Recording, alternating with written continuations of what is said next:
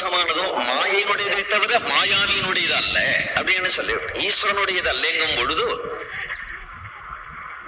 எந்த மாத்திரமா அதை வச்சுக்கலாமே தவிர ஜெகஜன்மாதி காரியங்களுக்கு நிர்குணம் போராது. ஏனால் அவரவர்களுக்கு தகுந்த கர்ம வினைகளை ஆராய்ஞ்சு அவரவர்களுக்கு கர்மாக்களை பட்டுவாடா பண்ணணும். பிரகிருதி புருஷன் ரெண்டுக்கும் நியாமகன் நான், எனக்கு வசமா இருக்கு பிரகிருதியும் புருஷன் வேற பகவான் சொல்றான் இல்லையா. பிரகிருதியும் புருஷனையும் ஆளணுமே, சாட்சி மாத்திரமா இருந்தா போறாதே, பிரகிருதிய ஆழம் அதை லெவல் படுத்தி ஒண்ணு மிஞ்சி விடாம அந்தந்த காலத்துல அதாவது நடக்கும்படி பிரகிருதியையும் ஆளணும்.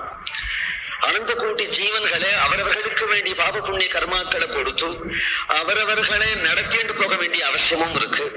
அப்படிங்கும் பொழுது நிர்குண பிரம்ம சாட்சி மாத்திரமா இருக்குமே தவிர அது போராது. அதனால ஈஸ்வரன் தான் அது எல்லாத்தையும் செய்ய முடியும். ஈஸ்வரனே சாத்விக ராஜச தாமச குணங்கள் உடையவன் அப்படின்னு சொல்லிட்டோம்னா அப்ப நம்மளை போல ஒத்தனாயிடுவான். குணம்